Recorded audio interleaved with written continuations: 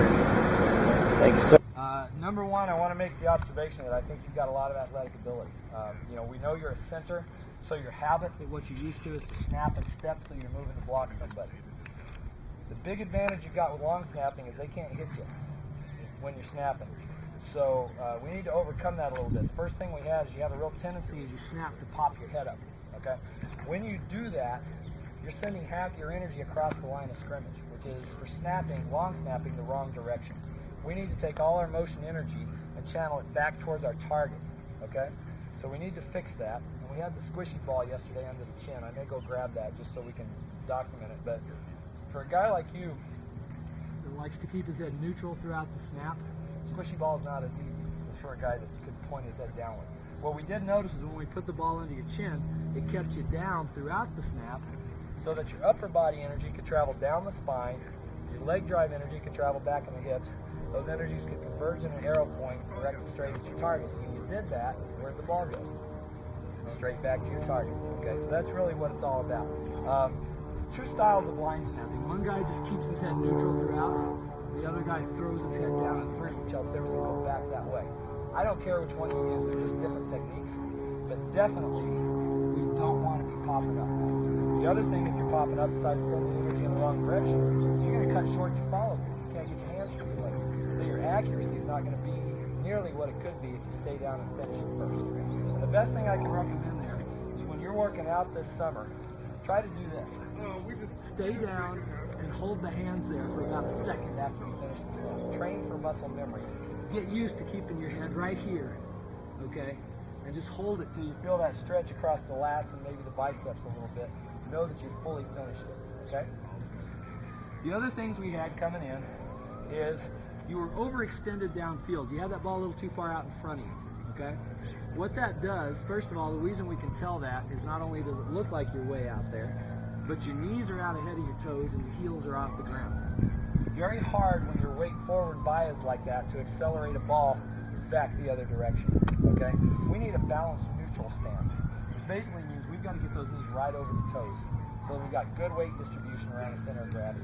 We're basically in a two-point stance, okay, where we can throw the ball through our legs, bent over at the waist, all right? The other thing that we saw there is that you were too deep on the back end. Your knees were way beyond 90 degrees, which is not an optimal position for a quick, powerful leg explosion that we want to use in football, okay? You're wasting a lot of time and energy unbending the knees because your muscles are overstretched before you're in a position where you can explode, all right? The last thing that we really had is that you're popping up early. Again, we talked about that, popping the head up, okay? So we need to work on that. But what I want to do is I want to set you up and three-step you. Let's get you in an optimal stance, and then we'll work on the rest of it too. Okay, you ready? First thing I'm going to do is pull you forward. Go ahead and lean on the ball. Gets knees to 90 degrees or less, straightens the back, fully extends the arms. Then I raise you up, maximizing operating room under your torso. Last thing I do is I push you back into the hips towards your target, not down to the ground, but back towards the target till the heels touch the ground, knees are over the toes, and you're in a solid, balanced, neutral two-point stance. Does that feel comfortable? Give it a good hard throw. Excellent. How'd it feel? Good. Okay. Good job with the head. Now, like I said, you played around a little bit with throwing the head yesterday. It may not be your thing, and it doesn't matter because those are two different styles that a blind snapper can use. We know you're having a little trouble with the spiral and release right now. We talked about the TV drill where you can simply lay down and work on rolling the ball off all 10 fingers while exaggerating the finish and follow through, okay? Another thing you can really practice doing is make sure that as you release, you snap the thumbs, or snap the hands so that the thumbs point to the sky and the palms point to the sidelines, okay? Really work on that snapping motion because that's what will tighten up that spiral and direct you towards your target. All right? Go ahead and set up one more time, and I'm going to show you how to adjust without doing the three-step. Okay? So you were overextended, your knees were ahead of your toes, your heels were up like that. Okay? So what we basically had to do was take this head-to-tail platform, raise it up a little bit by unbending the knees, shorten you up a little bit, okay?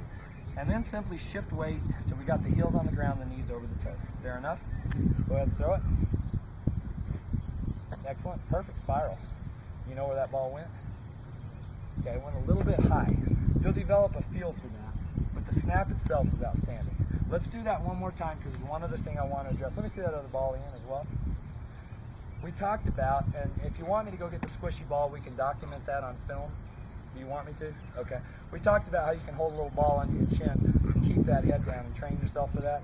The other way to do it for a guy that's head neutral like you, go ahead and set up, is to simply hold the ball over your head, and that way if you raise up, you're going to feel it. That's outstanding. If you can do that every time, you're well on your way to being a great snapper. Do you have any questions? Okay, good job. All right.